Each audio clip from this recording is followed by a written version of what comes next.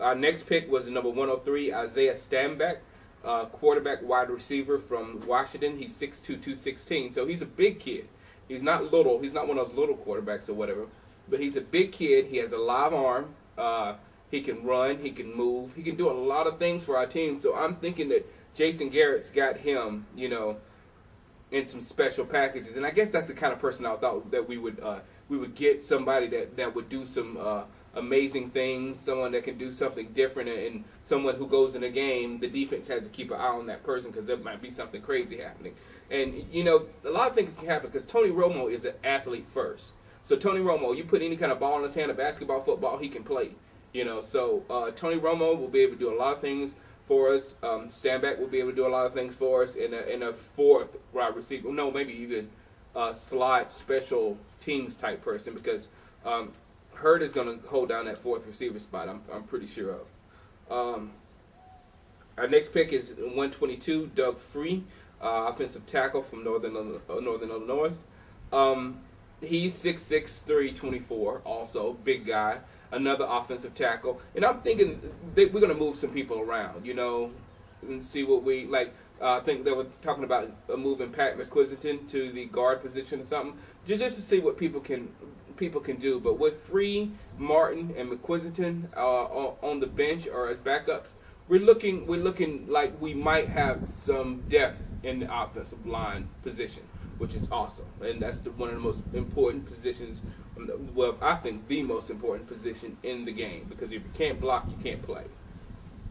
The next pick is an interesting one for me.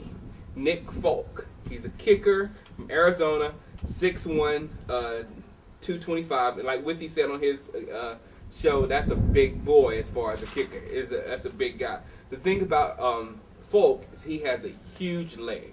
He can kick the ball out of the end zone, and we don't have to worry about people running the ball back against us with him. I know Vanderjagt could only clear the 10-yard line once a game.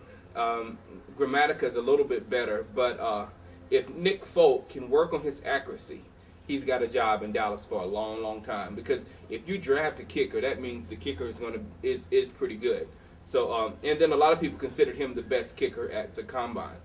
So Nick Folk, hopefully our kicking woes will be done. You know what I'm saying? I'm done with the kicking thing.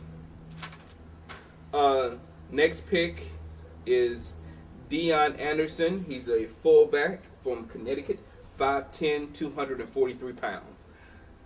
This dude is a workout monster, and a fullback who barely got any carries was that team MVP. So there's something about this dude that is really special. So I'm really looking for him to make this team, to do and to show us something out there on the field. I know in special teams and maybe even in the offense, because I'm pretty sure Jason Garrett, they're going to put a fullback back in our offense and not run as many double tight end sets. Although we do have, a great second tight end with Fasano. Next, we have Courtney Brown. He's a cornerback from Cal Poly, 6'1", 205. Now, Courtney Brown, he played in a small school, but he dominated there. I think he has like 4.3 speed. So he's a speed burner. So he might be a very, very good pick in the later rounds, because he always covered and smothered the best receiver on the offensive team.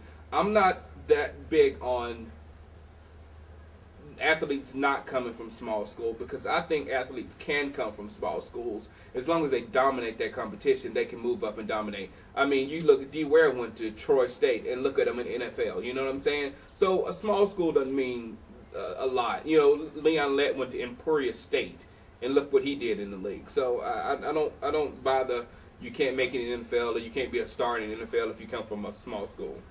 And seventh and last pick was Alan Ball, a cornerback from Illinois, 6'1", 176. 6'1", 176. If the wind blows, he goes away. So, Jurisic, you got to get that dude in the weight room, working out, eating the protein, and doing this thing, because that's pretty light for a cornerback. All right. We did get a lot of free agents. I'm just going to run through the names because you probably don't know most of these, but somebody you may know. Jackie Battle, fullback, Houston. Rodney Hanna, tight end, Houston. Matt Moore, quarterback, Oregon State. Now, Matt Moore, he was all Pac-10, so he's going to be battling Matt Baker and Brock Berlin for the third quarterback spot. And everybody come from different places. Like Matt Baker came from the Parcells people. Brock Berlin was with Jason Garrett in Miami, and Matt Moore came from the draft. So they're going to be fighting each other for that third position at quarterback. Sam Paulesco, a punter from Oregon. I don't know why he's there because Matt McGuire got that job. Jasper Johnson, Central Arkansas. Blair Phillips, linebacker, Oregon. Alonzo Coleman, running back, Hampton. Ola De Gunduro, defensive tackle, Nebraska. That's interesting. That was the only defensive tackle that we picked up during draft day and afterwards. Robert Turner, offensive tackle, New Mexico. Gerard Rabb, wide receiver, Boise State. Mike Jefferson, wide receiver, Montana State. Steve Risler, center, Florida. Dietrich Harrington, linebacker, Missouri. Now, you don't really look for anybody from the undrafted free agents to make it, but on the second hand, Sam Hurd made it, and he did very well with it.